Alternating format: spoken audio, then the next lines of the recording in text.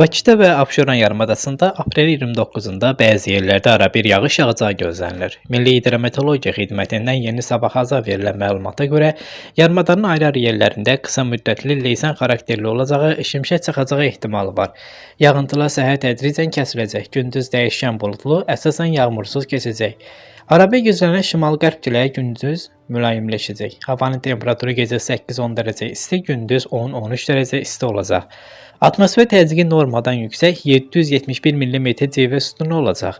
Nisbi rütubət gecə 70-80%, gündüz 55-50% olacaq. Azərbaycanın rayonlarında bəzi yerlərdə arabir yağıntılı olacağı, şimşək çaxacağı gözlənilir.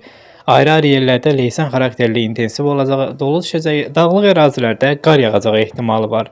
Gündüz əksər rayonlarda yağıntılar tədricən kəsiləcək. Ayrı-ayrı yerlərdə arabir duman olacaq. Qərb küləyi bəzi rayonlarda arabir güclənəcək. Havanın temperaturu gecə 9-13 dərəcə isti, gündüz 14-18 dərəcə isti. Dağlarda gecə 1 dərəcə, şaxtadan 3 dərəcə isti, gündüz 3-8 dərəcə isti olacaq.